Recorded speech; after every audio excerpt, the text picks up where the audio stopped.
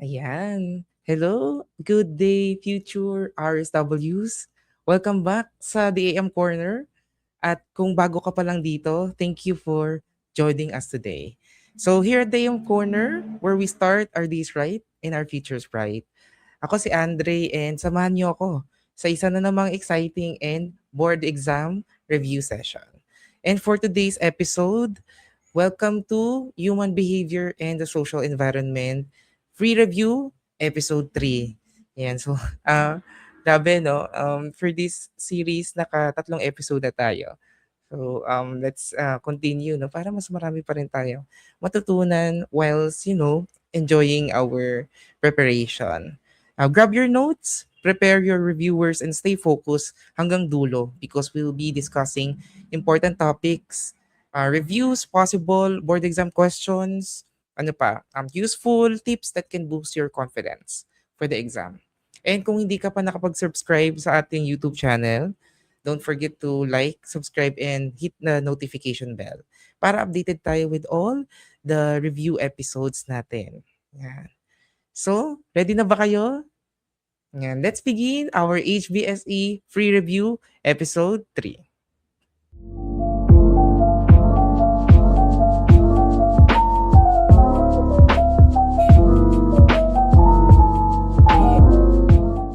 Okay, no? So, same din sa ating mga previous series or episode rather, we will be starting with this session sa ating energizer. Ayan.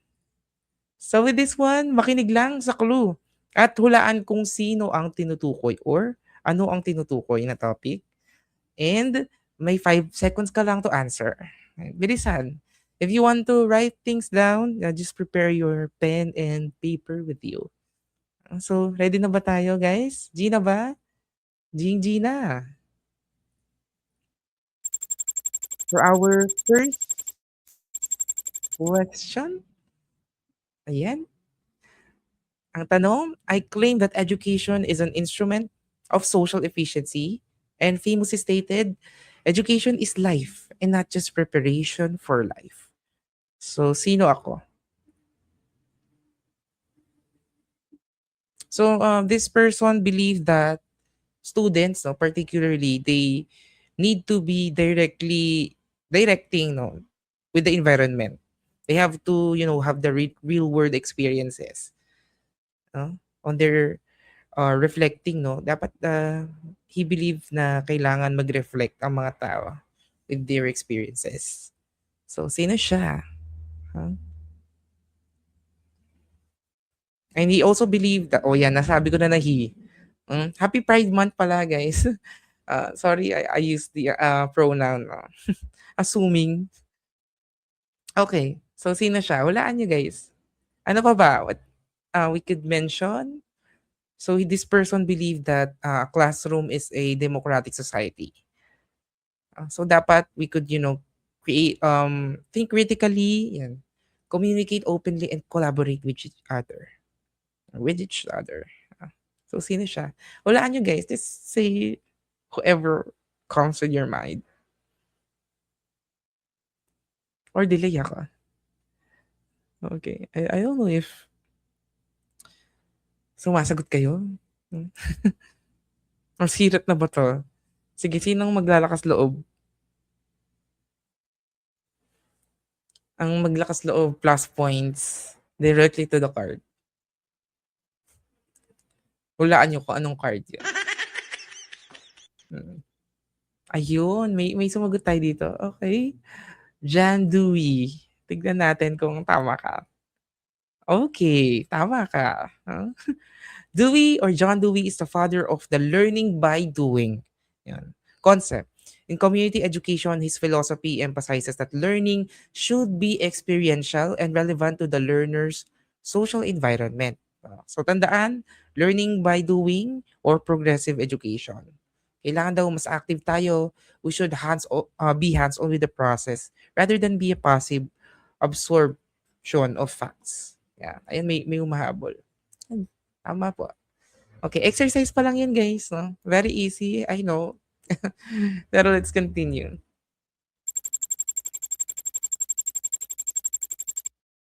I am the art and science of helping adults learn, emphasizing that the process must have relevance to real life tasks. So who am I?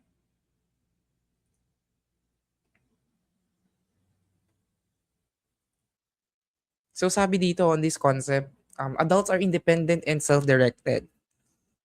They should take responsibility by their own learning. Uh, so with this, we want our clients to feel that they have like very wealthy life experiences na pwede na lang magamit sa classroom.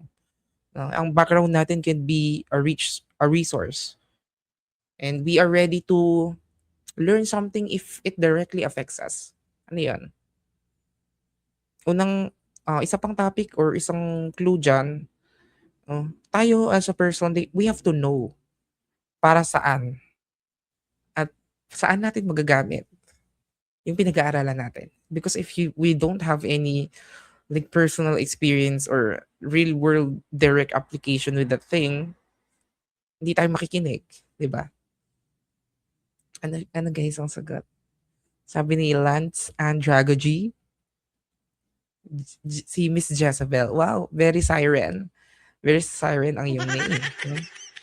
Okay, Andragogy, and are you asking me? Pag ganyan mga, diretsuin nyo na yung sagot nyo. No? Question format. Okay, Andragogy. Check natin. But before we do, thank you so much for 84,000 watchers. Yan, I'm so happy. Ang dami natin ngayon. And 85,000 na pala. Share our live guys so para mas marami tayong makasama. Ayan, nakuha nyo guys, Andragogy. Unlike pedagogy, because pedagogy is, mainly teaching children. Oh. So, andragogy focuses on self-directed, goal-oriented learners who bring a wealth of life experience to the classroom. Uh, Adults have external motivators, pero mas inclined tayo to do something if it directly increase our satisfaction in life, mag improve yung quality of life natin, yung self-esteem natin mag improve as well.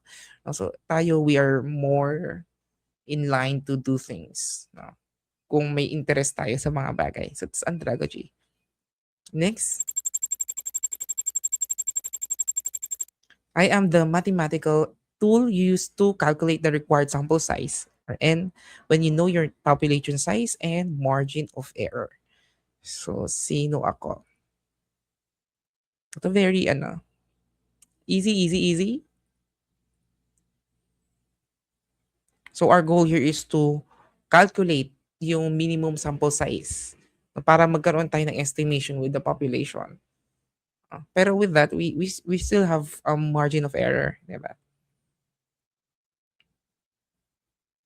This is just an estimation kasi. Okay, sige. State your answer on our chat box.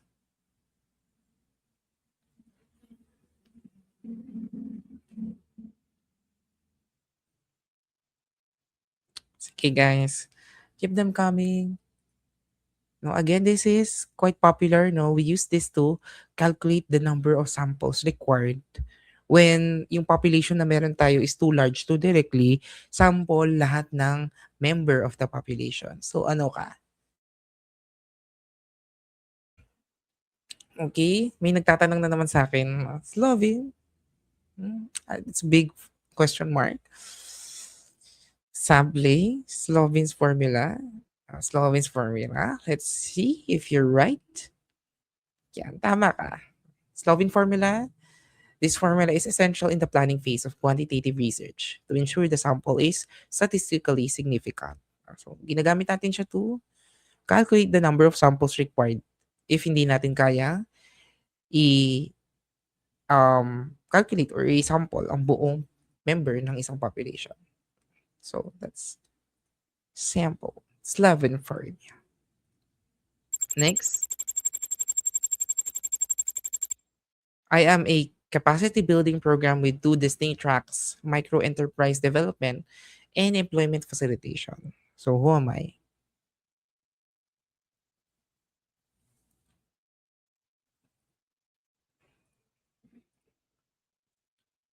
So this is the one of core capability building program ng DSWD, we aim to empower vulnerable and marginalized households para for them to attain economic stability.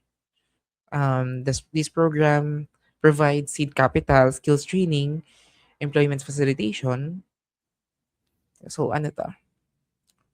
And this is famous because it primarily targets poor, poorest of the poor, mostly beneficiaries of 4Ps program or identified by the latest DSWD database.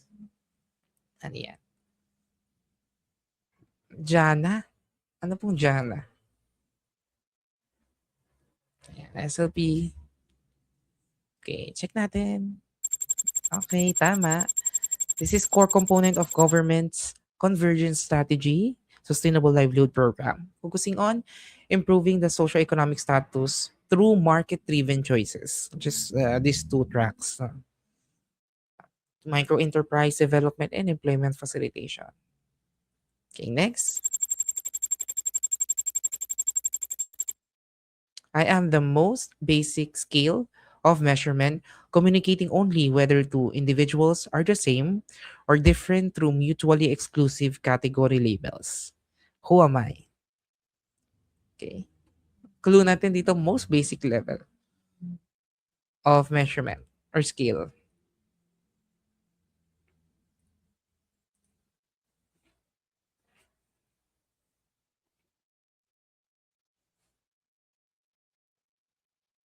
Sige guys, I'm gonna wait for your answers.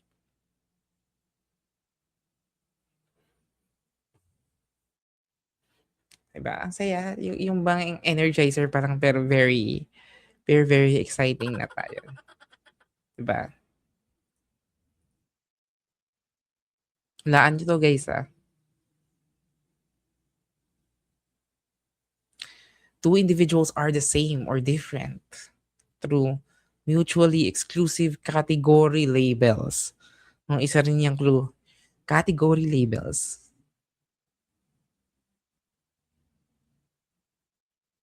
Sige, alat guys ah. Okay, sige, keep them coming. Score niyo yung sarili niyo guys ah, if you're able to catch up with our topic. Yan, nominal scale, nominal. Let's see. Yeah, you're right. Nominal level of measurement. So this is nominal data, gender, religion, hair color. Hindi mo siya pwedeng i-rank and cannot calculate mathematically. We used it to name labels, names, yan, categories. Yun lang ang function nila. It has no logical order, wala siyang ranking, wala siyang quantitative value. So this is qualitative only. No? So yan ang ating nominal level of measurement.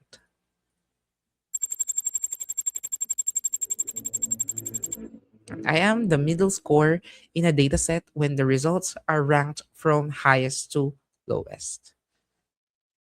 Who am I? Ito medyo ano tayo. I combined SWPPS and the HPSA part just to ano, make it more exciting, I guess.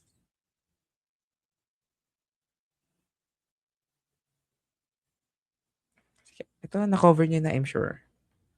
What's that middle score? Sige, send lang ng send, guys. Let's utilize our chat box. We have median, we have ordinal, we have median, again, range, not sure. Gets ko kung bakit range ang tingin mo. Okay. Median.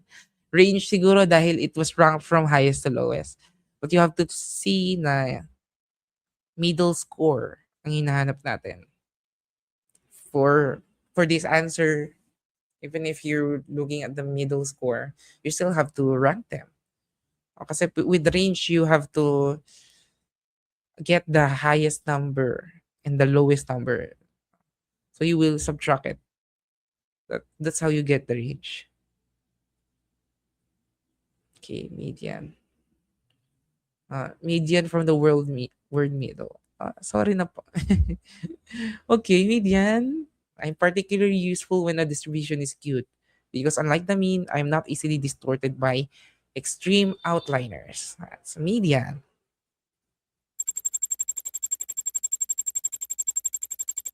Next, I am the process of identifying the gap between current performance and desired performance to determine what specifications are needed for a training module. So who am I?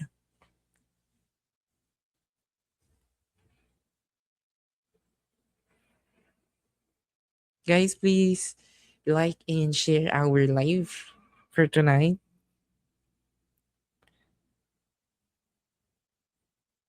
Sakto nag-i-start pa lang tayo na. So marami pa tayong pag-uusapan.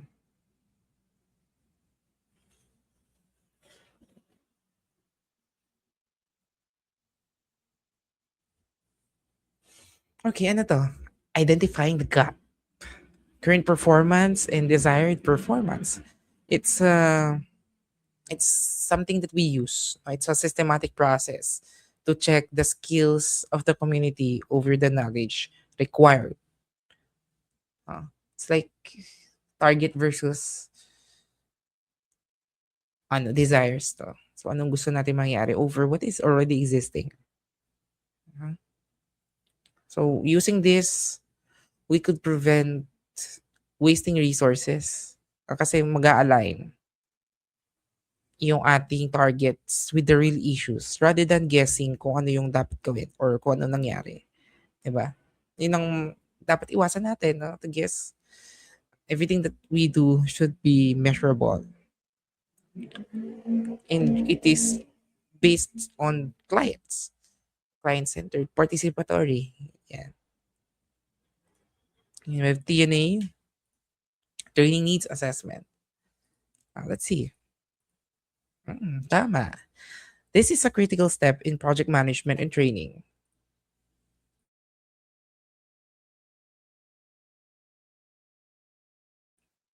And may humahabol. Monitoring needs assessment, training needs assessment. So, training needs assessment is a critical first step, ensuring that the resources spent on education actually address the specific needs of organization or the community. So we're looking at points wherein we have to really assess it. No? We have to check the performance of people, ano ba yung existing knowledge, ano ba yung skills, abilities na meron sila so that we could more hone, no? And identify the gaps and learning priorities ng mga members of the community or people in general. So that's training needs assessment.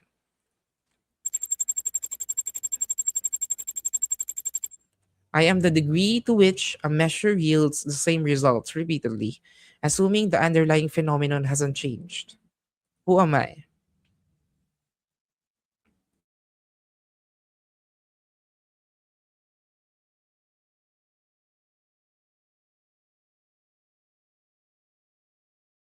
So ano ako?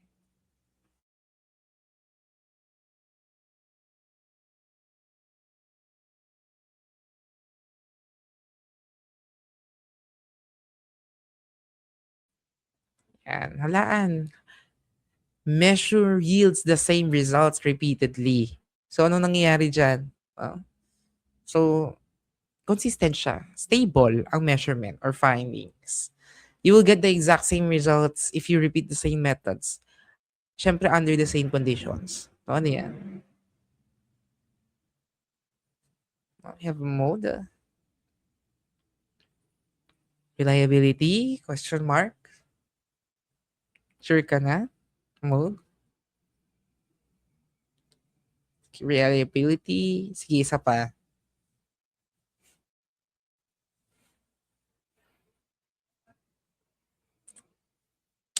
One more. Mode. Sige, reveal na natin ang sagot. Answer is reliability, consistency. If a study is reliable, another researcher using the same methodology should be able to produce similar results. No? At tandaan natin with reliability, you're testing whether research methods can reproduce the same results multiple times. Yan, tandaan natin yan. Okay na ulit 'to. Okay, bonus. Bonus na 'to, guys. Sorry for that, naulit yung slide. I am the variable that is manipulated or assumed to be the cause of change in another variable. When we see the cause, so that's the independent variable. So, kabaliktaran, the effect is the dependent variable. In research, the independent variable is the cause, while the dependent variable is the effect or outcome being measured. So with this example, the cause will be the social work intervention, and the effect, which is something that can be measured, is the improved client functioning.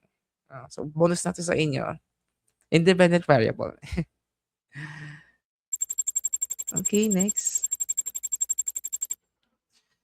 I am a perspective where welfare provision is seen as a safety net only for the poor, coming into play only when normal structures like the family or market fail.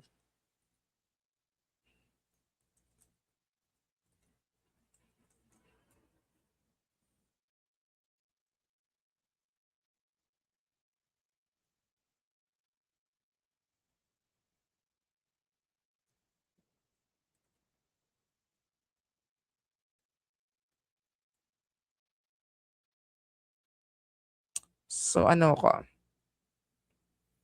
ito medyo ano lang, may pagkamadali siyang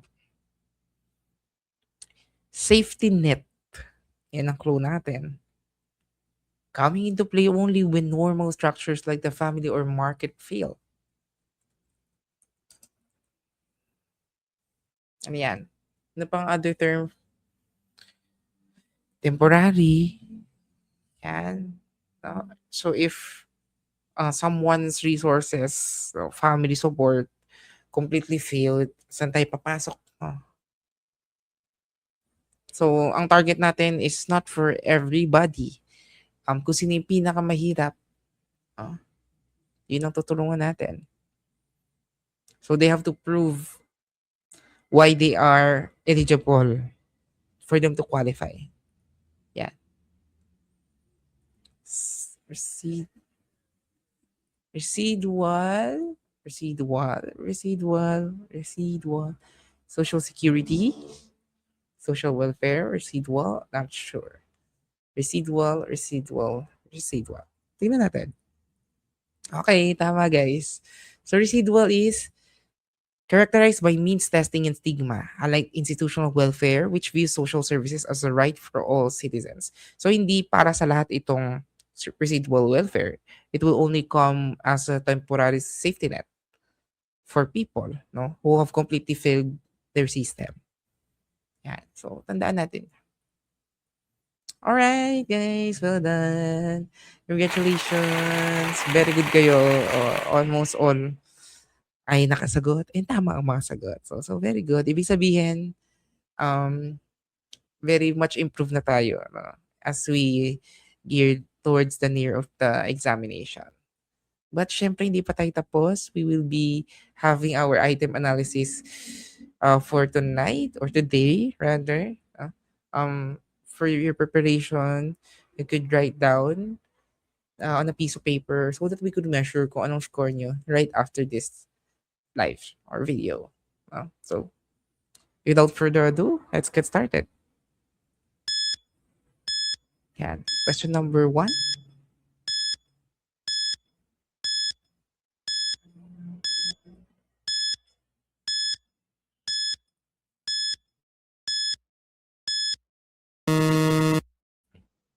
Following a sudden job loss, a client experiences an acute crisis and contacts a social services agency. The social worker begins the session by exploring the client's past resilience, identifying their community supports, and highlighting their personal problem solving skills to collaboratively build a recovery plan. This approach is rooted in the A. Strengths based perspective, B. Deficit based diagnostic approach, C. Task centered behavioral protocol, or D. Feminist empowerment paradigm. Ayan. Medyo na-refreshen po ako sa question. Ayan, good thing. Okay, sagot na guys. Just utilize our chat box. I could see your answers on my screen. We have A, we have C. Sige pa.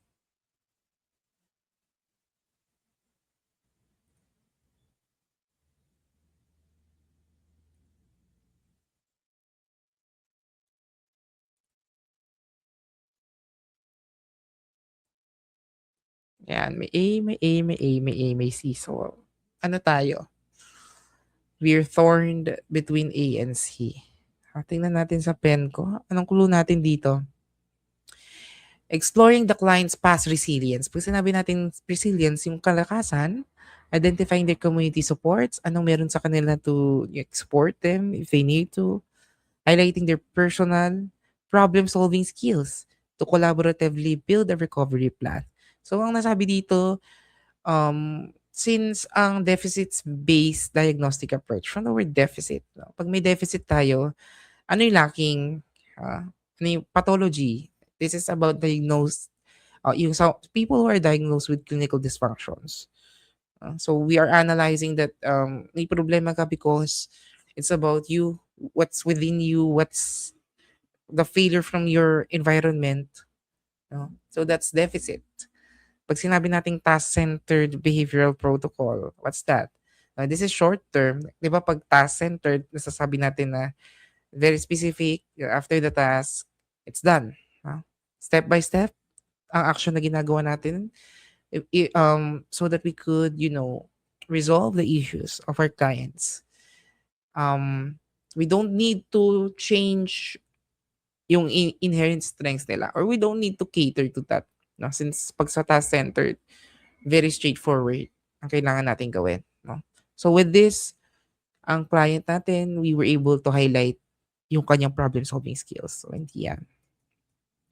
Feminist paradigm naman is or it is more focused on catering with the patriarchal power imbalances. Ano ba yung mga power imbalances natin when it comes to gender?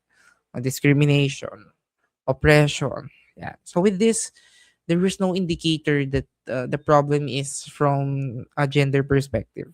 So hindi siya. So sagot natin, strengths-based approach or perspective. Yan. So yan ang strengths-based approach, highlighting resilience of people, awareness ng mga tao. It's good. I always say na what we know is not enough, or having or receiving information is not enough. Kailangan marunong tayo to become aware what we say, what we do, di ba? So, importante yan for us human beings. So, connections, it's important that we have connections with our fellow family, community, resources, support, insight, and self-knowledge. For strengths-based approach, ang tinitingnan natin, we are getting away from pathological models. We don't focus on the dysfunction, deficits, or limitations ng client natin. So we are guiding them as a practitioner. You as a future social worker, you will be guiding your client to identify, to give importance. Kailangan bigyang halaga mo yung tao and beliefs nung yung client. You have to mobilize the client's internal resources, yung relevance or resilience nila with his family, yung capacity niya, yung environmental assets na meron siya bilang isang client, so that he or she will recover to the crisis that he's going through. That's strengths-based approach. Next.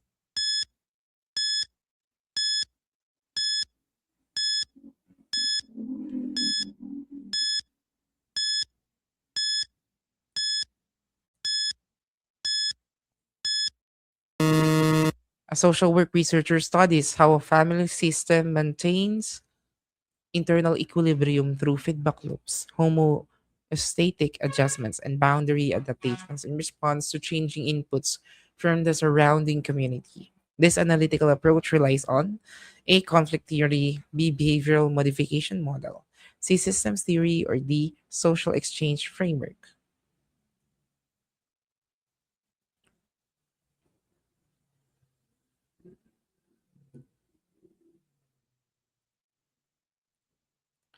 Okay, we have B. Okay, more.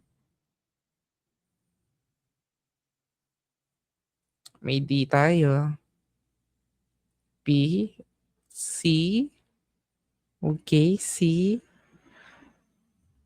Sige pa guys, okay, mahiya. We have 97,000 ano, watchers for tonight. So, mag-send lang kayo. Okay. So, marami-rami na rin. Marami sumagot ng C, may sumagot din ng B, may sumagot din ng D. Tingnan natin. Family system maintains internal equilibrium, homeostatic adjustments, and boundary adaptations. So, dun tayo mag-focus. Uh, those kinds of terms. For conflict theory, mostly, I think we've already tackled this with our previous videos. For conflict, there's a power struggle between rich and the poor. There's resource domination. There's inequality. So with conflict, we don't necessarily check the loops or the balance ng isang kliyente or the people, the family system na meron siya. A behavioral modification model, no? Ano ba ginagawa natin dito? We are focusing on the observable actions ng isang tao. What do we do in behavioral modification model? We use conditioning, yung pinag-aralan natin, the operant. We use classical conditioning. But with this, we're looking for the term that serve as a holistic system. Ah, sorry. So yun ang sagot natin. So that's not what we're looking for. Social exchange framework naman, it's about the interaction ng mga tao.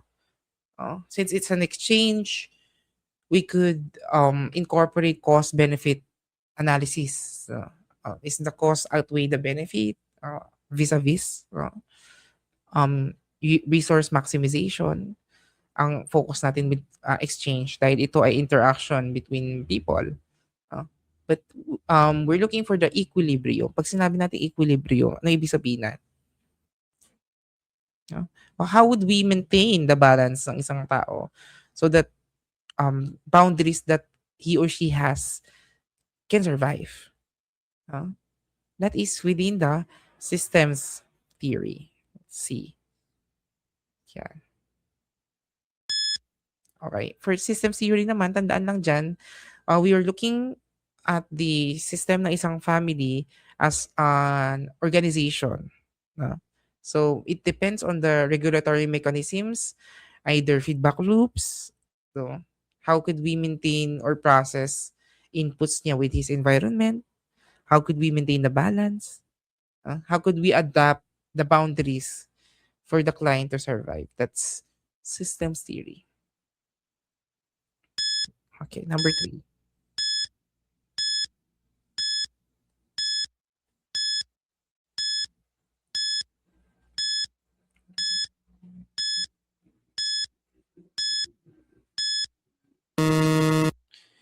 During a community organizing assembly, a worker encounters resistance from residents who feel inadequate due to prolonged dependence on state aid. The worker redirects the discussion to highlight the community's successful history of collective child rearing and informal barter networks. This approach is an application of the A. Crisis intervention protocol, B. Functionalist framework, C. Task-centered intervention model, or D. Strengths-based perspective. Change mind. It's bawal pong magpalit ng isip. Kasi parang hindi pwede yun. Sa'yo lang ang isip mo. We have C, we have D, we have P. C. Okay. Okay.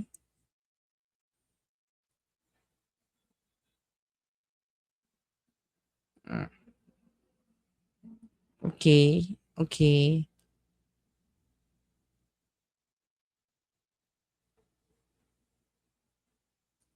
Okay. Okay. May D, may B.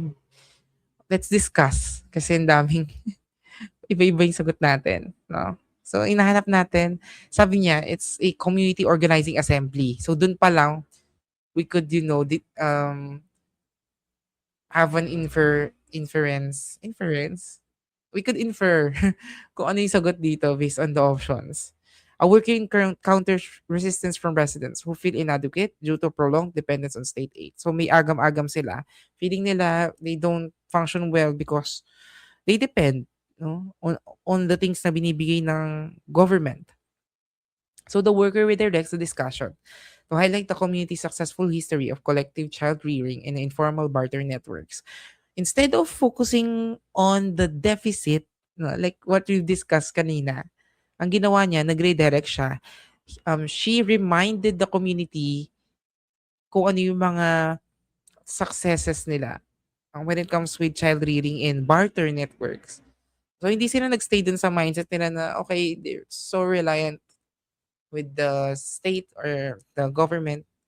So ibig sabihin, the worker wants them to be like they want the worker wants them to be strong when it comes with their mindset.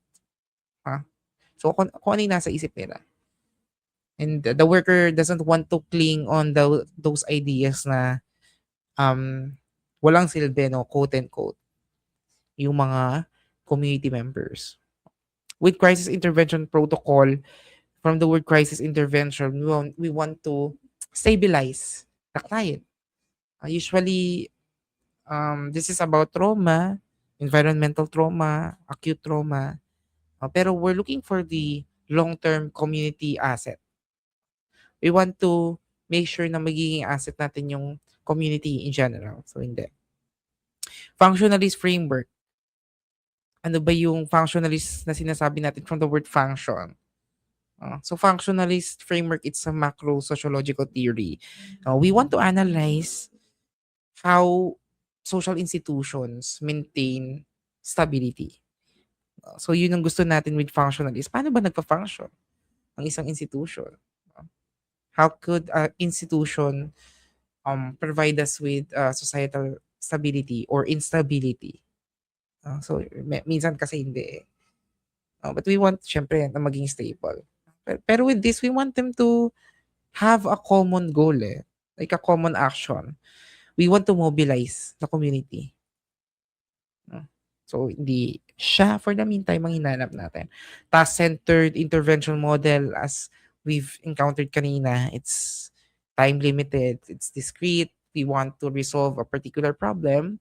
But with this, we do not just want to solve yung mindset nila that they feel inadequate. We want them to have a collective identity. This is CO or community organizing. Kaya gusto natin maiba yung kolektibong identity nila, no? So, we want to check their historical assets like their history of collective child rearing, no? And barter networks. So with this, we will gonna be sticking with strengths-based perspective again. So we want to redirect the group from feeling na they are very dependent to the discussion dun sa history nila na okay, once upon a time, once upon a time, there was a time na they had mutual aid do. I guess for collective child rearing, yung bang, siguro halimbawa, nag-work yung mother and um, walang magbabantay sa anak niya. So, yung kapitbahay niya would, take care of her child. No, that's collectivism kasi yun, mutual aid. No? Ginagamit natin ang strengths-based perspective with this. We want to highlight assets of the community, yung pagiging efficient nila as a whole. No? So, again, like we said, human resource is the best resource. Kaya dapat we are geared towards improvement ng internal capacity ng mga tao. Strengths-based. Okay, next.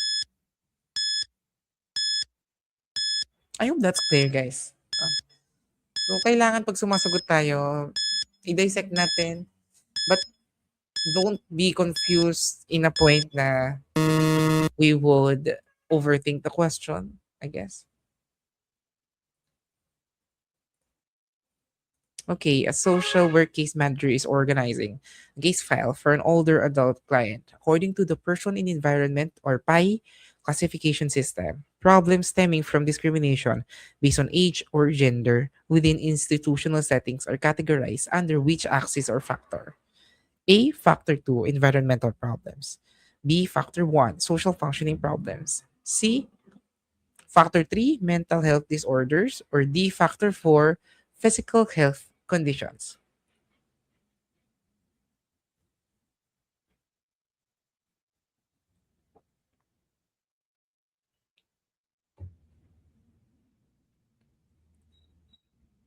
Ito ay person and environment perspective. So tayo, very aware naman tayo with this, no? I hope we are.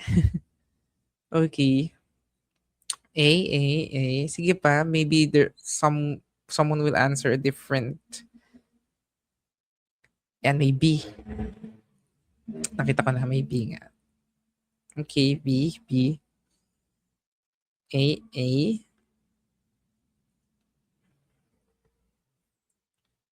B. Tingnan natin, guys. Highlight natin, of course, this is person and environment. Problems stemming from discrimination based on age, gender within institutional settings. Clue, institutional settings are categorized under which axis or factor. Let's cancel out. Remember, guys, para hindi kayo mahirapan, mag-cancel out tayo ng ibang options. Okay. Factor 4 is physical health conditions. When we say physical health, documented ito na physical or medical health conditions ng isang client so that we could refer them with medical professionals.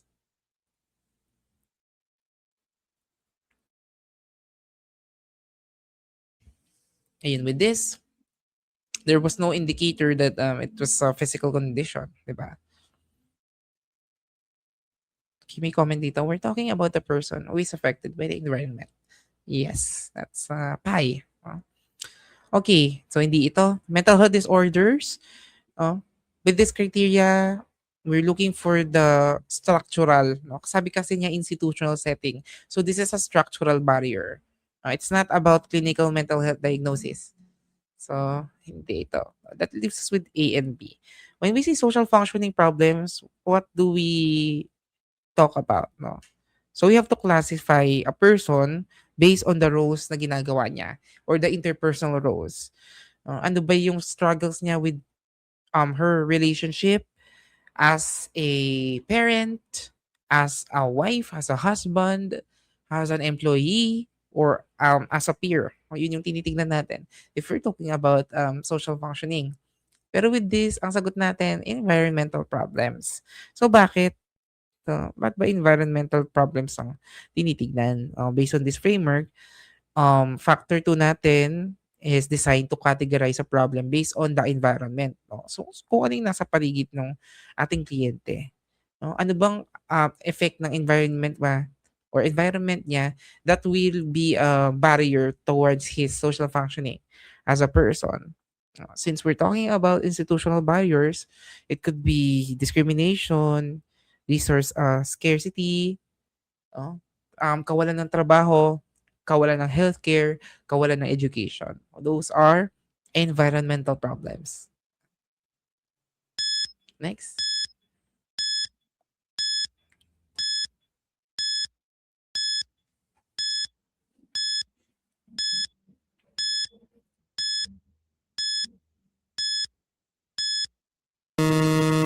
A social worker uses a strengths-based crisis intervention approach with the client facing eviction.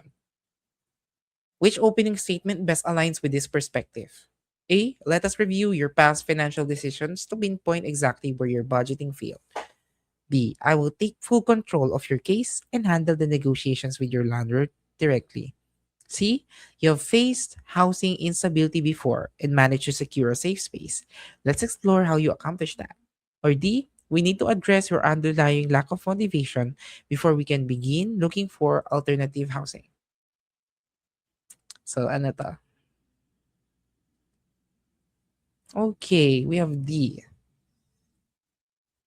B, C, D. Sige guys. Actually, I'm kinda enjoying and amused with your answers. It's really, as someone, nag-enjoy ako. Sige, kaya iba to niya yan. Iba to niya yung mga sagot niya. Maganda to, no? Why, maybe some of you are asking, hey sir, ba't paulit-ulit? Ba't paulit-ulit yung mga tanong with this kind of topic? Kasi with the board exam, No? It will test you if you will prioritize what the client needs in one situation over another. So yun ang trick doon. Ayan. Di po. Sige, di.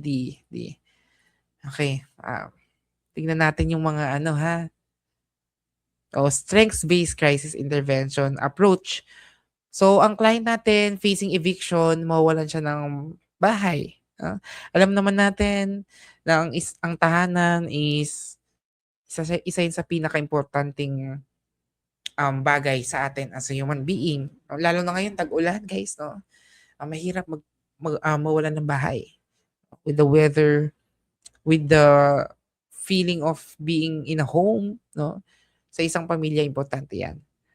So, we could consider this as a crisis. Kasi nga, mawawalan sila ng bahay.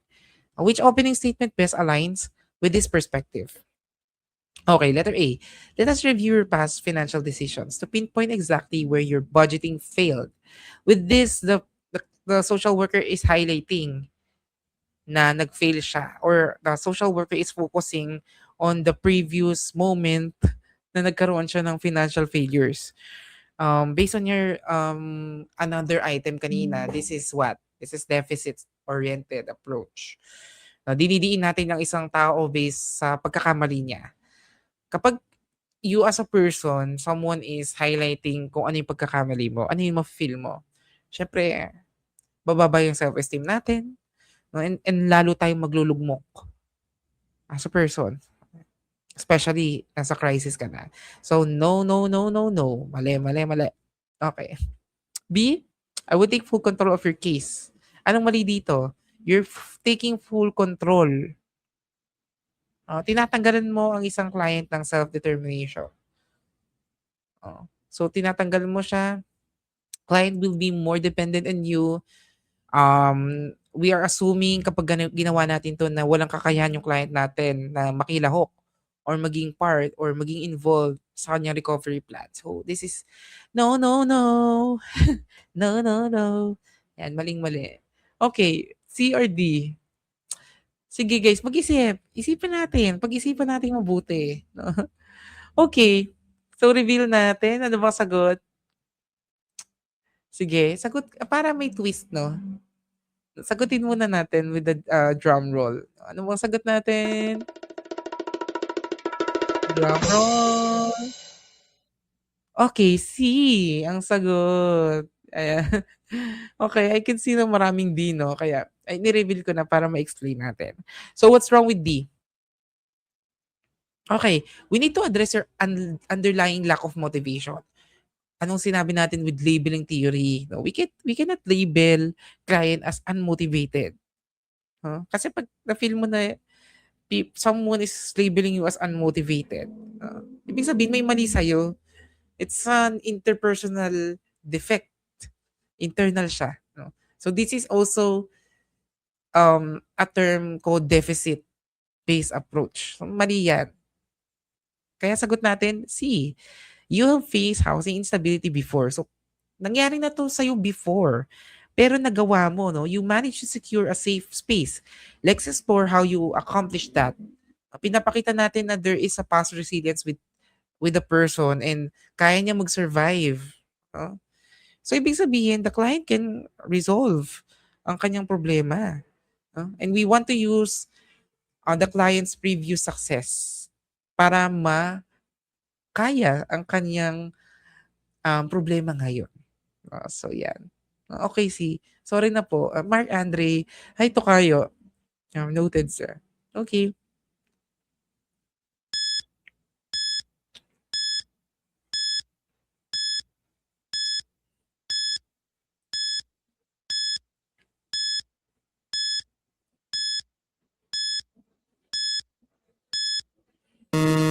During an intake interview, a transgender client states that their family rejected them due to their gender expression. The social worker documents the client's preferred pronouns, records their gender identity accurately, and assesses the case without imposing heteronormative assumptions or traditional binary biases. This professional behavior demonstrates compliance with A. Cultural assimilation guidelines. B. Traditional psychoanalytic assessment. C. Ecological neutrality framework. Or D. Gender stereotyping and LGBTQ plus sensitivity. Again, happy Pride Month. Uh, June is Pride Month. Wear your rainbow colors. Sabay-sabay tayo. Although naka-white ako. May white ba sa rainbow? I think white is the base color eh. Diba? I think this is obvious naman. Oh. So we're talking about gender expression, being transgender, gender identity. No, that's gender stereotyping and LGBTQ plus sensitivity. No? So you have to, as a practitioner, no, you as a social worker, you had to you have to respect, you have to validate self-identified pronouns. We have to treat every client with dignity. We have to remove heteronormative assumptions sa mga tao. So that's gender, stereotyping, and LGBTQ plus sensitivity. Cultural assimilation, from the word assimilation, we are inviting or hinihikayat natin yung mga marginalized or minority populations na sumunod sa dominant societal expectations and cultural norms. So this is a no-no, and also we're talking about gender expressions. Traditional psychoanalytic models, we are pathologizing uh, yung gender identities. Pag pinatologize, nabubulol na ako, pathologize natin ng isang gender expression or identity. No, tinuturing natin siya na sexual or psychological deviation. So, mali din yan. Ecological neutrality framework, no? We are affirming na marginalized identity ng isang client ay nangangailangan ng active and specialized sensitivity. That's why it's a neutrality. So, sagot natin D. Oh, that's, yan. Gender sensitivity, tandaan yan. So, G, baka lumabas sa board exam.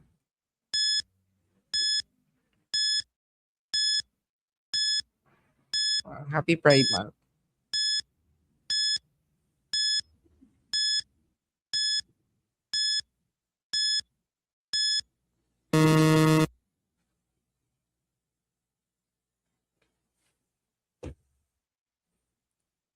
A group of practitioners intends to establish a private social work agency in the Philippines. To ensure their operations comply with statutory mandates, their organizational bylaws, licensing qualifications, and professional practice standards must align with which specific legislation? A. Republic Act 4373, B. Republic Act 9433, C. Republic Act 7610, or D. Republic Act 5440.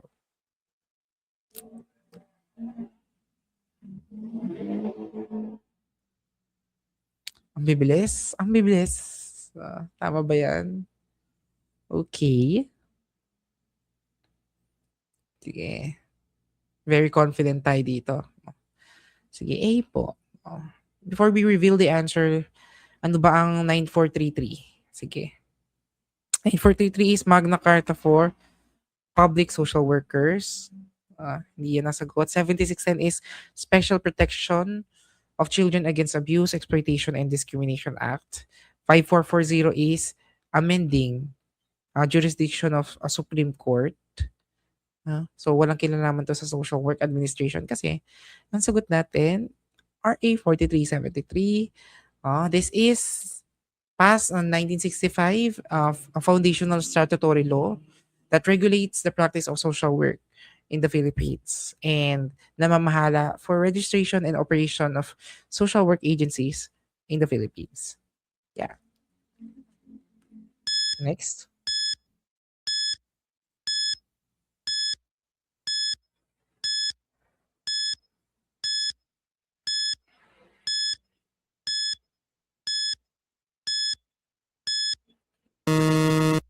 June 19, 1965, correct. A client tells her social worker that she intends to return to an abusive partner. Although the worker knows this choice carries risk, they refrain from coercive manipulation, instead helping the client evaluate safety plans while respecting her right to make her own life choices. This honors which social work principle? A. Controlled emotional involvement. B. Self-determination. C. Acceptance. Or D. Individualization. Ito guys, sana walang magkamali. Ang magkamali ay pipikutin ko. B. Okay. Sige guys, happy 113,000 viewers. Ang dami na natin. If you're gonna be staying until the end. The answer is B. Okay. When we say controlled emotional involvement, uh, as a worker, you have to manage your own emotions. Um, that's why important ito para maging objective tayo. Pag objective tayo, we could manage the decision of the client. That's controlled emotional involvement. Acceptance, oh, pagtanggap sa client kung sino sila, together with their strengths and weaknesses. We do not have moral condemnation and we support their decisions. Acceptance. Individualization is ang bawat tao ay naiiba. ah, We don't treat them as generic or stereotypes. Sagot natin, self-determination. Ano nga ulit ang self-determination? Ang karapatan ng client na gumawa ng sarili nilang desisyon, and our role is to guide them for their own intervention plan. Your duty as a social worker is to give information, to provide clear option, to assess the risk, ano pa, to create a safety plan, to understand or to respect yung autonomy ng isang client. So, unless, no, ang decision nila is immediate, no, or verifiable harassment or threat. That's self-determination. Okay. So, assume I can, yeah. So, ito intindihin natin as someone, as a social worker who understands self-determination. We have the right assistance. You have the right to conduct one decision at a time. Sometimes kasi, ang client natin overwhelmed, no? We assume that they can change their mind. We assume na it's up to the client and explore all options. Yeah. Next. Okay, late. Sige, meron pa naman. Under RA 4373, an individual who completes a Bachelor of Science in Social Work degree in the Philippines must fulfill which requirement before they can legally practice as a professional social worker? A. Complete a mandatory 2-year unpaid internship inside a government department. B. Secure a formal certificate of endorsement from an accredited non-governmental agency executive. C. Successfully passed that specialized licensure examination administered by the Professional Regulation Commission. Or D. Complete an additional 60 credits of postgraduate study in public administration. Ito pag nagkamali kayo, ay,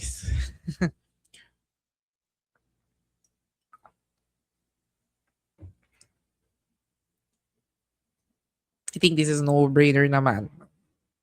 This is something that you're preparing.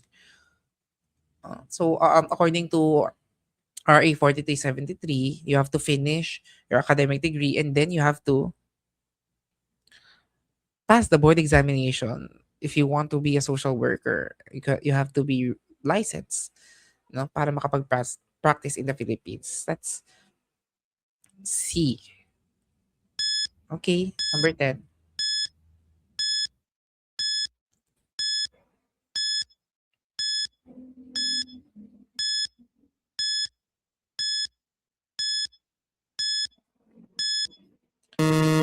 Social worker accepts a client who has a history of white-collar crime. The worker listens objectively to the client's history and treats them with professional respect. While the worker does not condone the illegal actions, they affirm the client's inherent value and potential for change. This professional behavior exemplifies A. Principle of non-judgmental attitude. B. The principle of controlled emotional involvement. C. The principle of acceptance. Or D. The principle of individualization. Okay, sa board exam, maraming ganito. Will test your knowledge about the guiding principles. So you have to be focused in wag kayong palito. No? By some, minsan yung isang guiding principle is identical to one another. Kaya dapat you know how to differentiate them. Lalo na sa pagkakagamit.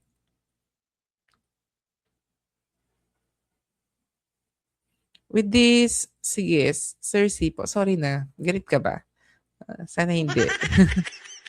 Okay. Yeah. Then A. O may A tayo.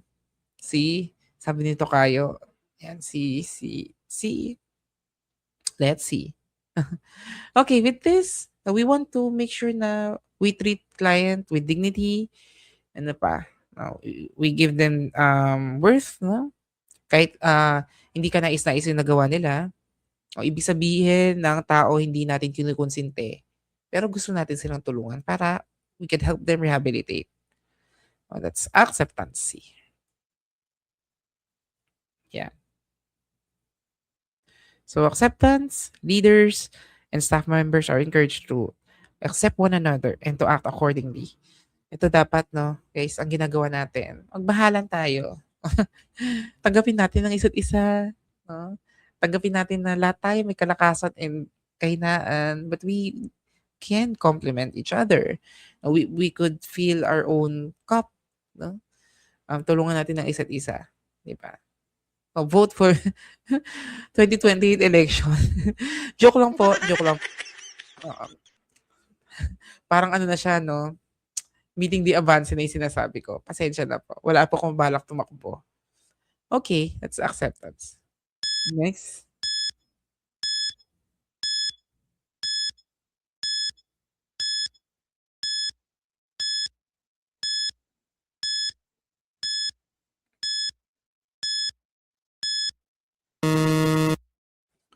Okay, a social worker orientation session for a foster care agency focuses on minimizing gender stereotyping in childcare, which directive best aligns with LGBTQ plus sensitivity. A. Provide toys, activities, and emotional expressions across a broad spectrum, avoiding labeling behaviors as exclusively masculine or feminine. B. Encourage boys and girls to follow traditional gender type household chores to maintain stability. C. Advise foster parents to defer discussions regarding sexual identity until children reach full legal adulthood. Or D. Group children into gender segregated activities to protect their personal privacy during recreational periods. Okay, ang sagot natin?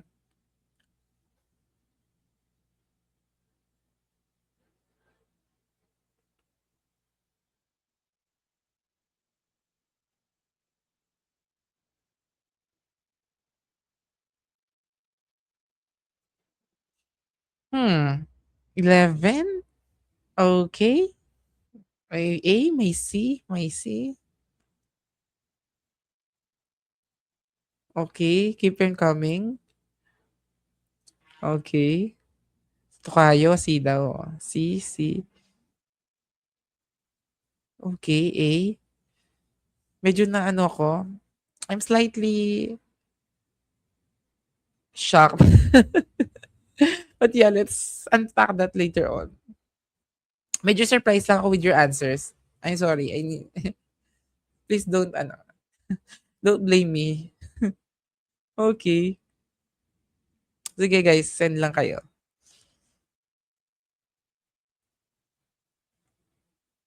Okay, C po. C. Tingnan natin. Social worker orientation session for a foster care agency focuses on minimizing gender stereotyping. So when we say stereotyping, yung bang mindset na ang babae dapat ganito lang, ang lalaki dapat ganito lang, no? So that's stereotyping. Which directive best aligns with LGBTQ plus sensitivity? So alin sa apat na ito ang mas sensitive with the LGBTQ plus, no? Ang hinahanap natin sensitivity, guys. Okay, let's cancel out. B. Encourage boys and girls to follow traditional gender type household chores to maintain stability. No? So maintaining tradition is resisting sa pagbabago, no? So yung division will be like ang babae that magluluto, ang lalaki ano, magsisibak ng kahoy, na magtatrabaho, no? Ang babae mag-aalaga ng bata. No? So that's traditional, no? So that's already gender stereotyping and limiting yung kakayahan ng mga bata, no? Based sa kanilang biological sex. That's no, no, no. Yan. Advice foster PO. Dito pa lang advice. No? That's a red flag terms. Pag sinabi natin nag-a-advise tayo, do we do that?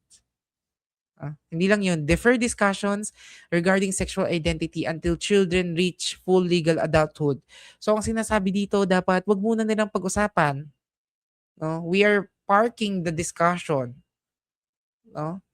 Regarding isolation ng LGBTQ plus youth. No, but no, if you park discussions, you're invalidating the situation, invalidating the experiences. Huh?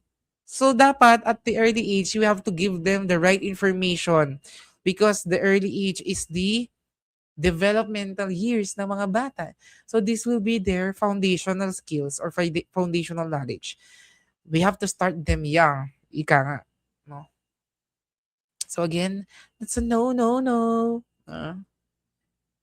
So that leaves us with A and D. Sige, may nagpalitan ng mga sagot. Pero pag may na mali pa din, yung nagpalit na siya na mali pa din siya. Nakakaasar. Oo. Okay. Sige, reveal na natin ang sagot para magkagulutan tayo.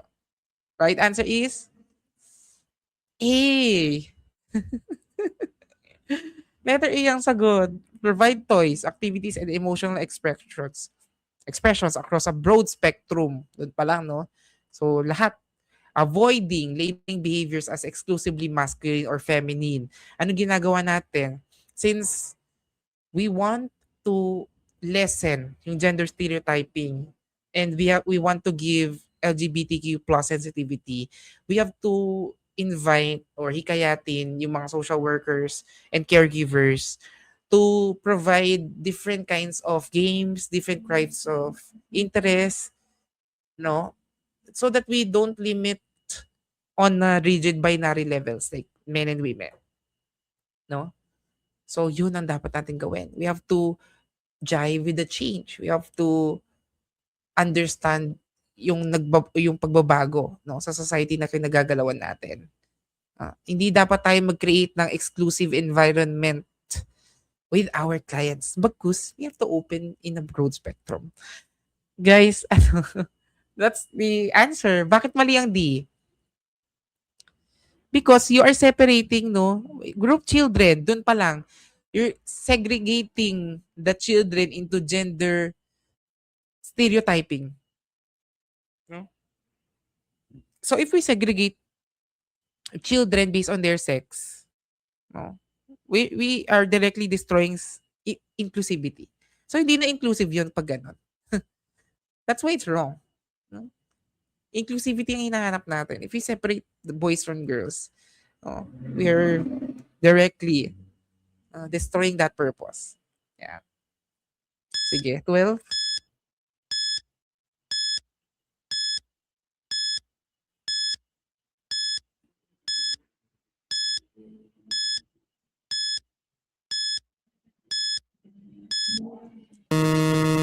A professional social worker is ethically required to protect a client's privacy. However, a situation arises where the client shares information that creates a clear duty to warn.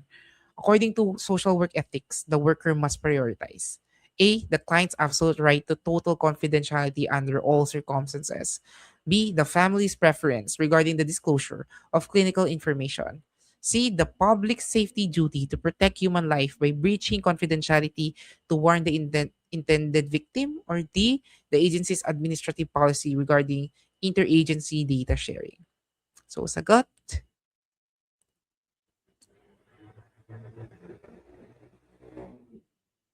Okay, the answer is A. Check, check, check. A, C, na pa, A,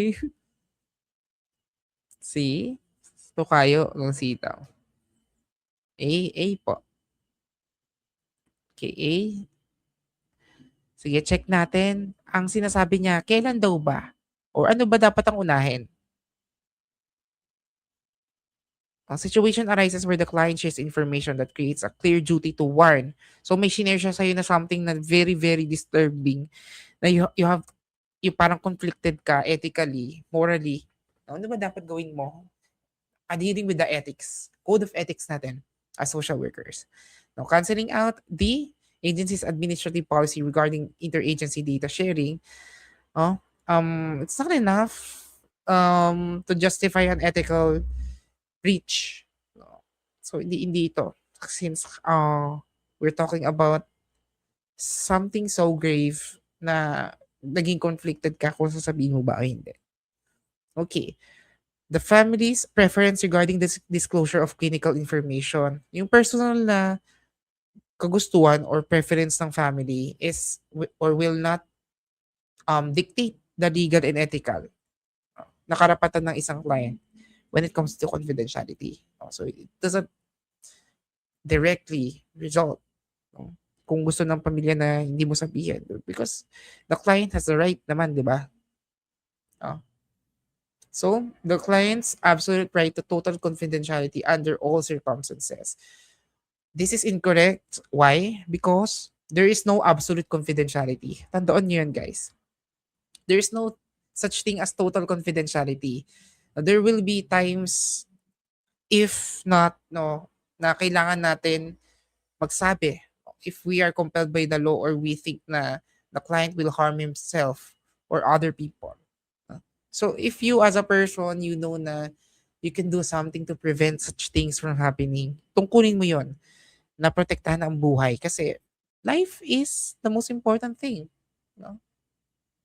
Kaya it's our duty to protect human life. C. Yeah. So answer natin letter C. 13.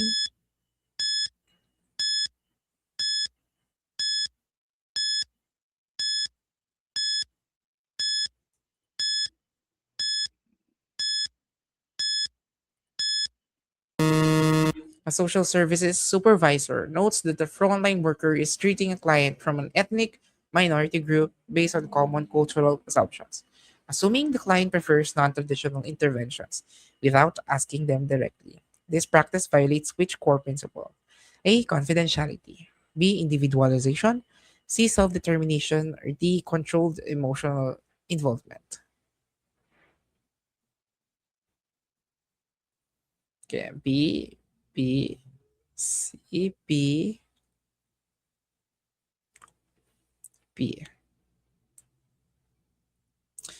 Okay, what's our clue here? Hmm, we're looking for, we have to understand our client with their unique entity, no? They have their own traits, characters, experiences in life. They have their personal motives, no? Kagustuhan nila. So dapat we go against stereotyping, no? And anything that violates that principle, it's individualization. Letter B. Tama kayo, guys. And most of you. Again, for self-determination, we're looking for the right of the client to choose or to direct his or her own life. No? That's self-determination. Answer 13, individualization.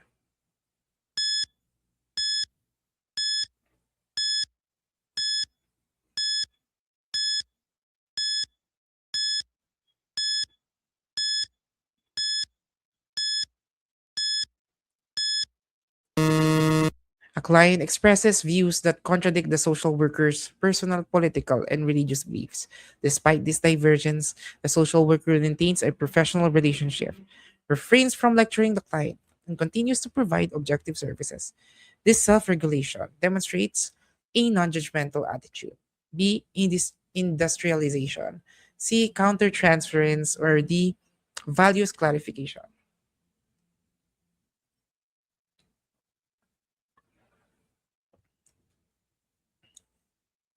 See you guys. Keep them coming.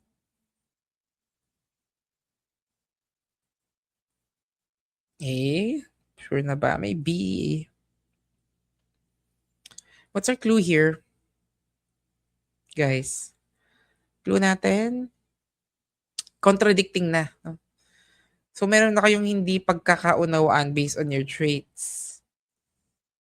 Huh? So, ang gagawin natin dito, we have to separate our personal values as a social worker over the values of the client. We have to separate our beliefs in religion. We have to separate our political views. Ito guys, ito yung dapat maybe we could, internalize to separate our political views. But yeah, some have like contradicts that kasi nga 'di ba sabi nila what you believe politically is a reflection of you, no? Of your own traits, your values. But yeah, I think it's not gonna hurt if we respect each other's views. Kanya-kanyang taman tayong paniniwala. We have our unique components, characteristics. So why not, respect everybody. So yeah, so that's what, no? Non-judgmental attitude. A. Oh. So dapat hindi tayo maging judgmental with one another. That's number 40. Principle of non-judgmental attitude in social work, most important ethical principles. Do not judge their clients. Strive to understand their clients' perspectives and experiences. Mind you, guys, in my experience as a social worker, isa siguro to sa nakikita ko na people na they don't possess. I mean, I'm not saying na people are mostly are judgmental, pero maybe people doesn't do their best to see the perspective of others. That's why we have so many problems. No? But yeah, I think it's a work in progress. Even me, I have those mishaps din. No, siguro. Minsan di natin maiwasan, but we have to try our best. Little by little, no, step by the step, sabi ni Ninya. Ika nga. So next.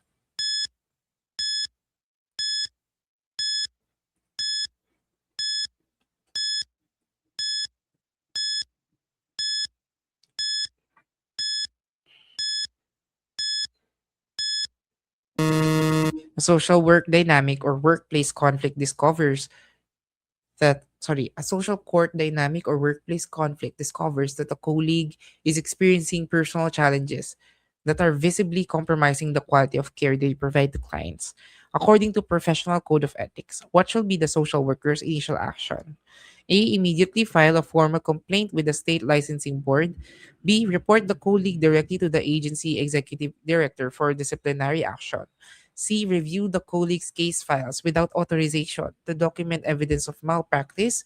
Or D. Discuss the matter privately with the colleague to express concern and encourage them to seek support. Okay. Okay.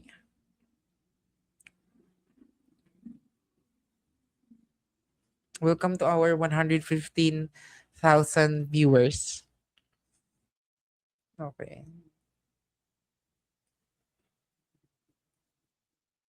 Di po.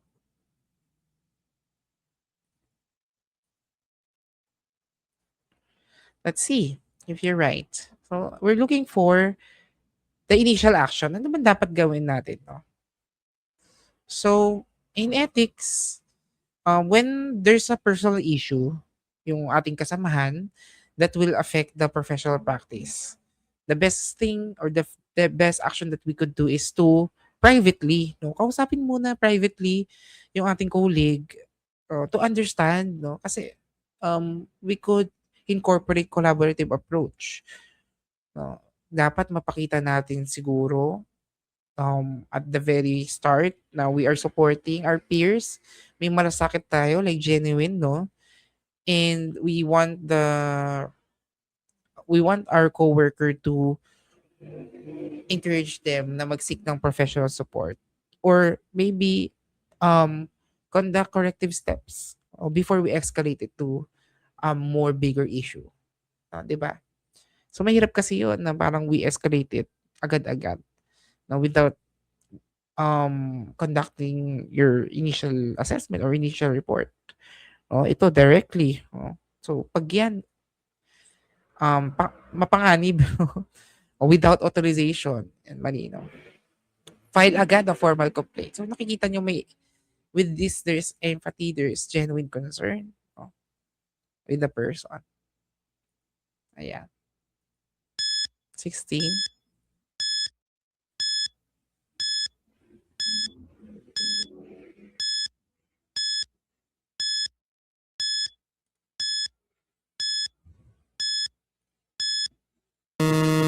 A newly promoted social service supervisor experiences intense pressure because the role requires her to complete complex administrative reports for the state while simultaneously providing intensive clinical supervision to frontline staff. She feels overwhelmed trying to fulfill these competing demands of her single position. This challenge is known as A. Role conflict, B. Role strain, C. Role ambiguity, or D. Role distance.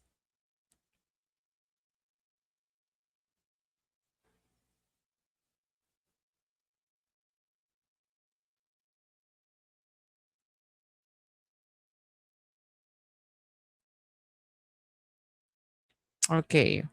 Acer, B po. Acer. Acer. 'Di ba laptop 'yun? Ang corny. Gabi na kasi guys, patawarin. A.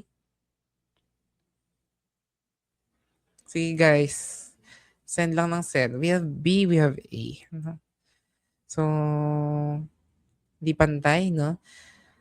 Ang clue natin dito, intense pressure. Bakit? No? Bakit siya nape-pressure? Because the role that she has requires her to complete administrative reports for the state while simultaneously intensive clinical supervision.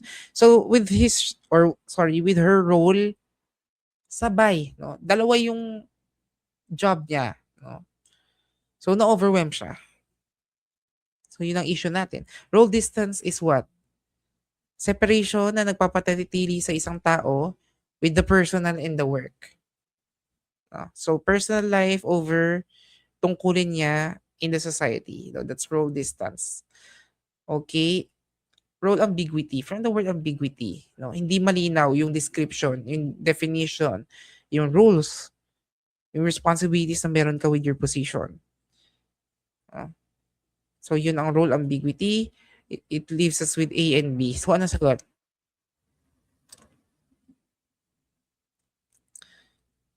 Hindi siya C kasi ang role ambiguity, hindi malinaw. No, malabo yung tungkulin mo or your responsibilities with your job description. Nangyayari to guys, no, minsan. Okay. So with A, no, role conflict over B, reveal na natin agad. Ang sagot natin, ano ba ang sagot? Drum roll please. Bam! Sagot natin, letter B, rose shade. Sinong nakatama? Okay, sige, just to give you the explanation with role conflict, tandaan natin 'to para hindi tayo malito, 'no. So, with role conflict, ang nangyayari dito, ang isang individual is, nakakaranas siya ng magkasalungat or both na different demand sa dalawa or more na position niya with the society. So halimbawa, no, you have demands as a social worker and you have responsibility as a parent. So ang role mo as a social worker is directly affecting your responsibility sa inyong tahanan, no, bilang mo isang magulang kung may anak ka man, no. But role strain is the stress or yung hirap na kinakaharap ng isang individual kapag he or she wants to um like achieve, no, yung mga demands na meron siya in life. So you are balancing, no, with this case the worker is balancing yung duties niya administratively and clinical duties. So yung supervisor niya is demanding her to fulfill two roles. No? Kaya may role strain siya. No, hindi niya matugunan yung demands and expectations ng supervisor niya kasi it's unfair to her in the first place. Ah, that's Ayan, meron nagsabi, incongruent. Yes. So, sagot natin rose train. Rose train in psychology, or sorry, sociology, incompatible demands are built into a single status that a person occupies. For our example, balancing administrative and clinical duties provided by her boss. No? Role strain takes place within one status. Role conflict is between two or more. No? Kanina yung role mo as an employee and as a family member, as a student. Yeah. Next.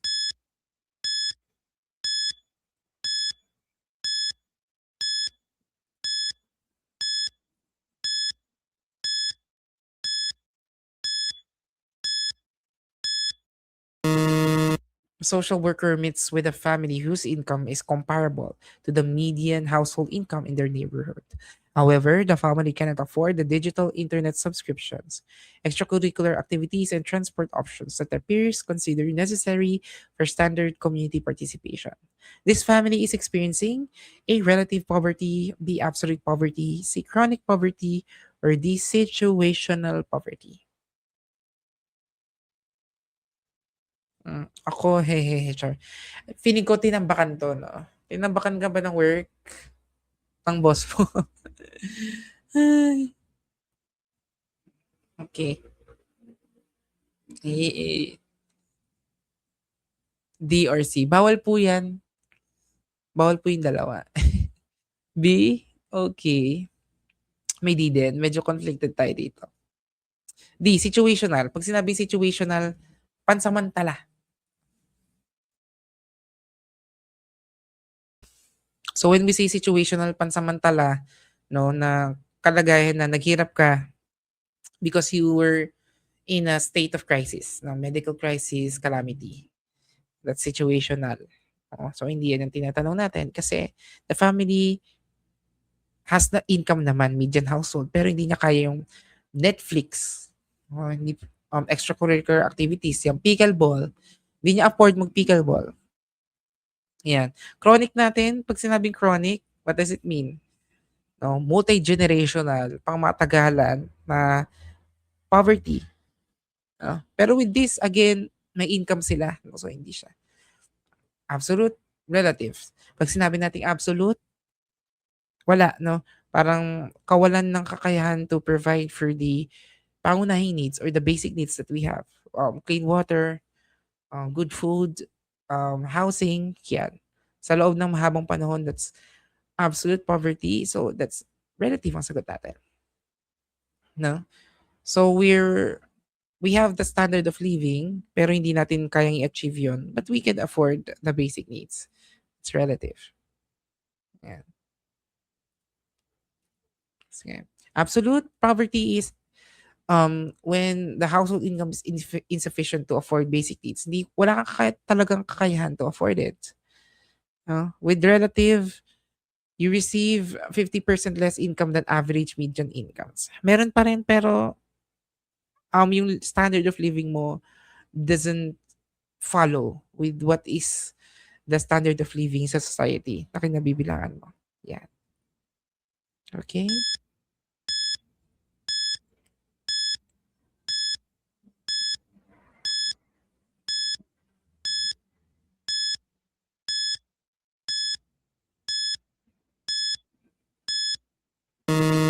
Social welfare assessment tool captures economic variables, structural blockages, individual resources, and community networks to map out a macro level plan. If an intervention framework analyzes how patriarchal resource distribution, unpaid domestic labor, and unequal access to capital impact women, it uses the A, neoliberal growth paradigm, B, technocratic efficiency model, C, functional integration framework, or D, feminist perspective of development.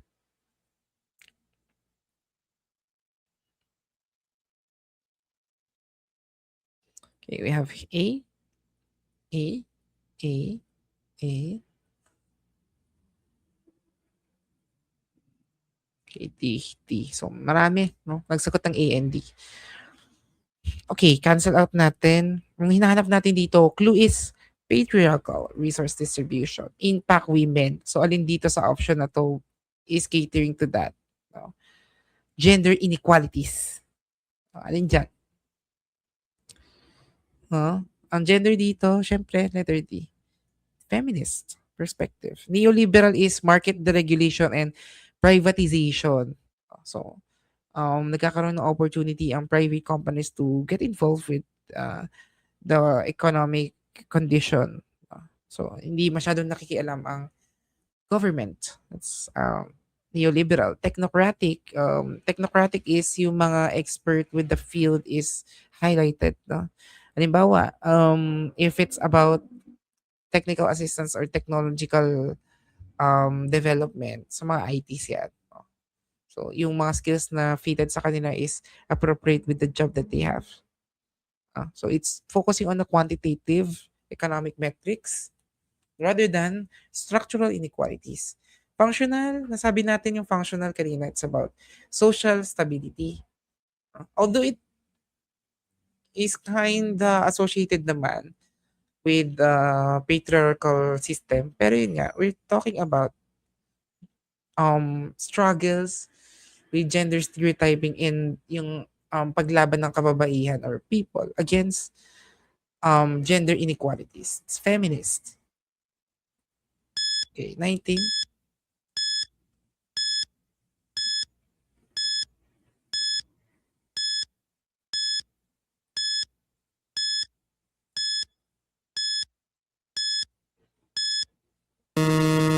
A social work clinician receives an emergency referral for an individual who is hyperventilating, disoriented, and expressing acute distress following a house fire.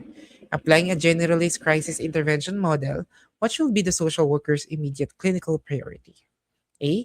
Conduct an in-depth analysis of the client's childhood attachment patterns and defense mechanism.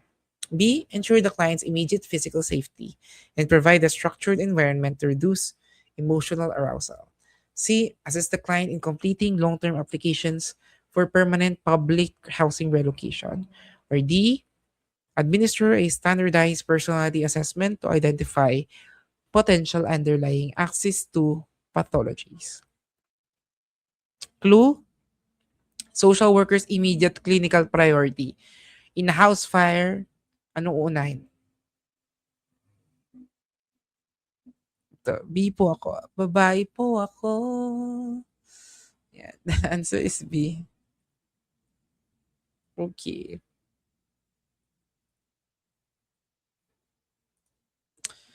Ang una natin gagawin, of course, no? Hanapan natin ng matutuluyan, yung client. Oh, make sure na the client is physically safe. Ano pa?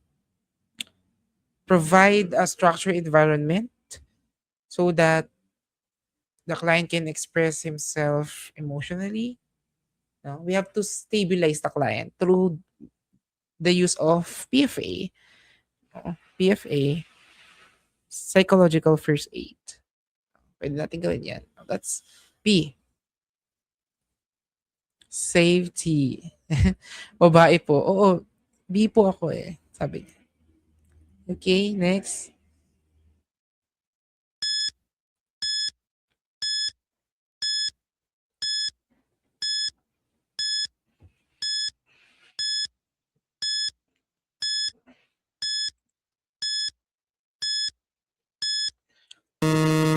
A family system demonstrates a pattern where any attempt by a teenage daughter to choose her own clothes, lock her bedroom door, or voice a differing political opinion results in severe family arguments and accusations of disloyalty. In structural family therapy, this dynamic indicates a rigid boundary formation between family members. B. A highly differentiated family organizational style. C. An enmeshed structural pattern with diffuse internal boundaries. Or D. An adaptive homostatic family alignment technique. I think we covered this on our, if you're following me guys. Kaya dapat mag-subscribe kayo sa YouTube channel natin para mapanood yung ibang videos. Because we covered this topic, types of family.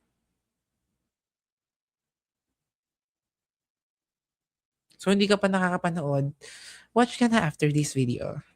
And like mo na rin, subscribe ka na rin, i-share mo na rin. Sulitin na natin, di ba?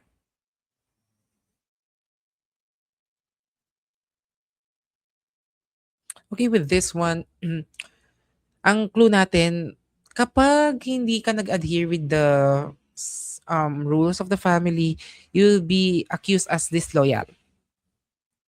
So, ibig sabihin, there is no boundaries or kung meron nan malabo. No? So, yung individual, very, anong term yun? Invaded yung privacy nila. No? So, the family is controlling the person and um, nagkakaroon sila ng dysfunction. So, super intact nila in a sense. But, if you divert with the system, you will be labeled as what? Disloyal. Oh, that's enmeshed. Structural pattern with diffuse internal boundaries. Yeah, number 20. Okay, next.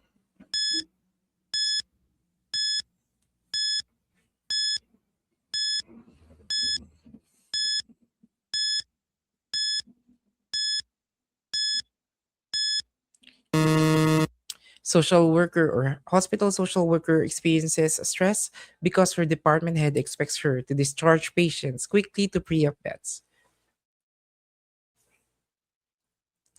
While her clinical code of ethics demands that she delay discharge until a comprehensive safe home care is established. This pressure within her single professional position is an example of A. Role strain, B. Role conflict, C. Role ambiguity, or D. Role overload. Huwag na tayong paliti dito, guys, ha? We've already provided you an explanation, even differentiated. Sige, guys. Sagot. B daw. Ano nga ulit yung role conflict, guys? Di ba yung role conflict na nasabi natin? Yung bang you have conflict between the different roles that you have, like social workers, wife, a daughter. So may mga conflict. Yun ang role conflict. But with this, we are sticking with the single professional position. Ah, so ano ang sagot? Binigay ko na yung clue. When we say role overload, so sobrang dami ng trabaho, no? Yung work mo is mas marami kaysa sa demand. That's role overload. Ambiguity, hindi malinaw yung definition mo. You don't know where you stand. You don't know your job description. Kaya hindi mo alam. Hindi ka guided with what you do. No? So, this is still role strain, guys. Remember, role strain is a single professional position na sobrang dami ng workload mo na very unfair enough with you na binibigay ng supervisor mo. Like yung example natin with clinical and administrative tasks. No? A siguro, bawal na po magpalit. Okay. Rose train, 22.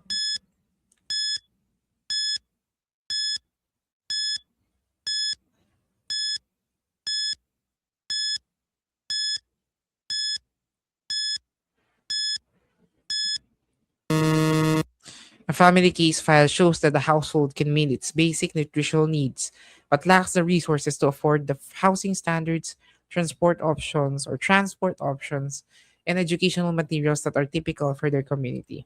This situation represents A. Absolute poverty, B. Absolute destitution, C. Chronic pauperism, or D. Relative poverty. Okay, A, C, D. Ito yung mga kakosa ko na ano, no? Inikot lang ng konti yung tanong, naleto na. Patay tayo dyan. Konting ikot lang, guys, oh. Nawala na kayo sa beat, no? Okay, sabi niya, You can afford the basic needs but lacks the resources to afford the housing standards. So may bahay ka pero walang, di naman sa walang bubong, o walang banyo, 'di ba? Walang masyadong stable na ilaw, o hindi mo nakapapag-aral yung mga anak mo. Because education is not a basic need, 'di ba? Oo, ay wala na po, wala ng bawian, 'no? When we say, relative sorry, chronic pauperism, ano bang ibig sabihin nito? So we're relying on limos or mendicancy. Oo, that's chronic pauperism, limos. Umaasa ka sa limos, yun ang meaning nun. Absolute destitution, um, ito yung sukdulan, no? This is more worse than absolute poverty. So with destitution means even your safety is really very risk na. So yung baseline security sa pinakababa na ka na doon, no? So absolute poverty, 'di ba? Wala kang malinis na tubig, wala kang malinis or wala kang food, no? Ano pa? But with destitution, even your safety is at risk. O sagot natin D, relative poverty. Okay, 23.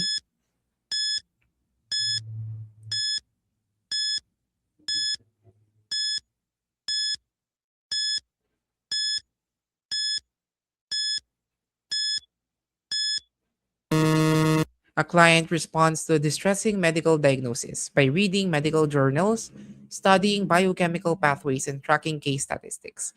They discuss their condition with the social worker using analytical, detached language, avoiding any expression of personal grief. This behavior illustrates A. Projection, B. Displacement, C. Regression, or D. Intellectualization. Ang ganda nito na meron tayong defense mechanism. See guys, send lang ng sagot. Hindi 3D. Sure na? CD kaya? Hmm. Tinatanong mo si D ko siyang sagot. Okay. So, ang projection, what does it mean? For projection, ano ba Tagalog yun? Pagtutukol. Ay, sorry. Maling pagpapatungkol. Misattributing yung sarili, no? So, you're not accepting na yun yung trait mo. So, pinapasa mo sa iba. No? Or thing. When we say displacement, ito naman, you're directing your emotional impulses with places wherein hindi siya yung actual, no? Na recipient na gusto mo. So, you're substituting recipient ng emotional baggages mo or yung anger, no? Na ginararamdaman mo. That's displacement. Regression, when we say regression, you are going back or bumabalik ka sa dati mong gawi kapag stress ka. Like, yung umiihi sa kama, no? So, yun. Yung kinakagat yung kuko, gano'n. So, that's regression. Pwede. May mga certain mannerisms that we have. Oh. So, that leaves us with intellectualization. D. When we say intellectualization, it's a defense mechanism wherein gumagamit tayo ng abstract, cognitive analysis, academics, mga scientific, para mga tiwiran. No? So, nangangatwiran tayo. Why? No? We're doing this to avoid feeling our emotion. No? Ayaw natin maging vulnerable in times of crisis. That's why we do it. Okay, letter D. One relies on logical reasoning. So, gumagamit tayo ng logic researches, academics, to distract our true emotions. By avoiding the confrontation of one's true emotional experience, it can protect us from discomfort, anxiety, and hurt. That's why it's a defense mechanism. Next.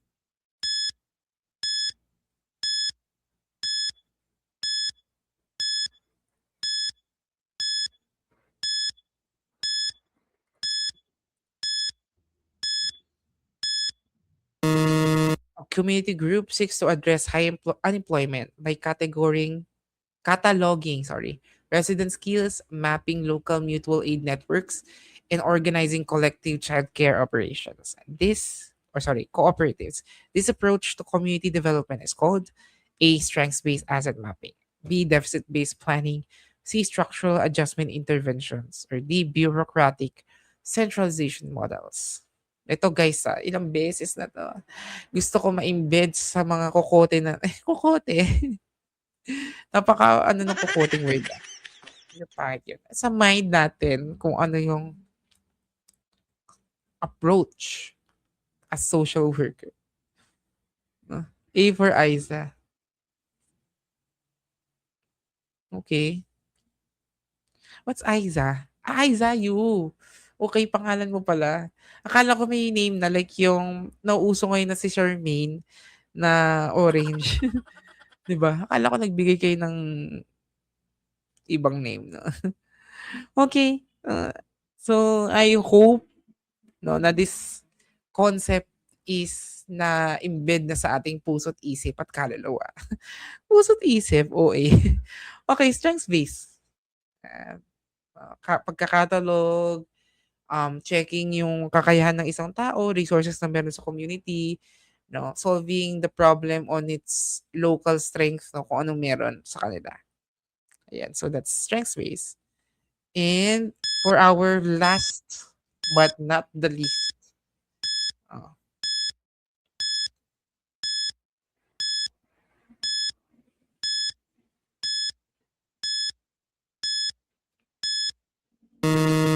a social worker observations show how a client shifts behavior under operant processes. When a parent utilizes an approach that removes a tedious chore right after homework is complete, triggering an increase in that homework completion over time. This showcases A. Classical conditioning, B. Extinction, C. Negative reinforcement, or D. Positive reinforcement. Mhm. Mhm. Diniscuss natin 'to guys. Kung kayo ay nagfo-follow sa ating channel, kaya dapat mag-follow ka na. Kung narito ka pa dito, ibig sabihin, hindi mo pa ako napapanood. Self-promotion. Okay. D, C, D, removes monster. Oh. Intellectualization yan. Na joke lang. Ito ako nagda-diagnose ng defense mechanism. Okay. Ano guys? Sige, Sisi. D. Okay, meron pa rin, no? Let's see. Sabi niya, when a parent utilizes an approach that removes, at tinatanggal natin yung tedious chore right after homework is complete, triggering an increase in that homework completion. Oh. So this is operant conditioning by B.F. Skinner. Oh. So when we say classical conditioning, what does it mean? So it means na we are pairing an involuntary physiological reflex with um, neutral stimulus. Hanggang sa maging automatic siya. Like yung bell, nagsasalivate yung dog, that's classical conditioning. So, hindi siya tinitignan natin kasi there is reinforcement. So, either it's positive or negative reinforcement. We are removing a tedious chore. From the word remove, di ba? Extinction naman, we are removing what? The reinforcement. Hanggang sa the person will stop the action na ginagawa niya. That's extinction. From the word extinct. Is it C or D? When we talk about positive reinforcement, we are increasing the action or dinadagdagan natin like a reward, no? It's a good consequence, rewarding consequence, 'di ba? That's positive. With negative naman, no? Anong ginagawa natin? We are increasing yung magandang gawain sa pamamagitan ng pag-alis ng isang stimulus, no? So tinatanggal natin yung household chores para mas ma-invite natin na mas sipagin yung isang bata na mag-aaral. Ano 'yon? That is negative reinforcement. Letter C. Yeah. So, ayan. Okay. So, ayan. Natapos na natin ang ating 25 item analysis. Palakpakan naman natin ang isa't isa. Congratulations everyone. Can you send your scores sa ating chat box para makita ko? Congratulations kasi marami, no? There's a lot of you na were able to keep up with us sa ating discussion. And thank you dahil ang dami natin ngayon. Ano to? May commotion ba sa chat box? Okay, do you have congratulations guys. If you have questions, you could send that naman sa ating chat box. Pero I would like to see your scores. And maybe your opinion. Was it hard? Perfect. Perfect ka, sir. Wala na akong track. I told you na you have to write it down on a piece of paper. No? Ayan, heart, heart, heart. Pero anong score mo? Ayan, 23 over 5. Very mataas, no? Sige, congratulations. Yeah, virtual applause, no, for everybody. Sige pa, isa pa before we wrap things up. 20 over 25. Ayan, napakataas. Limuot ko na. Di na perfect. Okay, thank you so much 2017. So ang taas, no. I hope na you continue your review journey kasi we have still time para magbasa-basa. Ganyan. And like I said sa ating mga previous videos, mag-increase tayo ng difficulty. Para naman masaya, 'di ba? Okay. But before I let you go, no, I would like to invite all of you to connect with us sa ating mga social media platforms. Unang-una, guys, we have TikTok account. You could search the AM Corner. Meron tayong pina-post yun na videos, snippets, even live. No? Meron tayong live sa TikTok that is really unique versus what we do in YouTube and Facebook. No? I hope makita ko rin kayo dyan. We also have a Facebook page, the AM Corner Learning Series, a social work learning series. And I would like to congratulate the page kasi more than 1,000 followers na siya. No? Thank you so much for following us on Facebook. Sana mas dumami because we will be posting our updates kung kailan tayo magla-live, kung kailan tayo magpo-post on YouTube and other exclusive contents as well. And syempre, I would like to invite all of you to um, connect with us on YouTube. Subscribe po sa ating YouTube channel. And we have previous videos na rin dyan available for you. We have for last year, meron na din tayong videos dyan. And also this year, we have tips and tricks sa board exam and other contents as well. And if you want to access exclusive videos and final coaching videos, you could join us exclusively. If you want to join us exclusively, click po ang ating join button sa ating YouTube page or YouTube channel and then mararoute kayo to the tier na gusto nyo. No? So, I invite all of you then na mag-subscribe and to join us exclusively. All right? And that wraps, or that's a wrap. That's a wrap for our human behavior and the social environment review episode 3. I hope today's discussion helped you understand the concepts better and brought you one step closer to our goal of becoming a registered social worker. And always remember that passing the board exam is not just memorizing everything. Kailangan maintindihan natin yung concepts. We have to be able to connect ideas and apply the social work principles in real life situations. That is why napansin nyo na marami tayong questions regarding the guiding principle. Continue reviewing, stay consistent, and trust the process. Every page, every topic that you read, every concept you learn, and every review session you attend is an investment towards your future profession. If you found this episode helpful, don't forget to like, share, and subscribe to the channel. You may also leave questions or kung may gusto kayong mga contents, topic suggestions na hindi pa natin nako-cover. Yeah. And again, this is Andre. Thank you for spending your review time with us here at the AM Corner, where we start our days right and our futures bright. See you in the next review session episode. Keep learning, keep believing, and keep moving forward. God bless future RSWs. Padayon!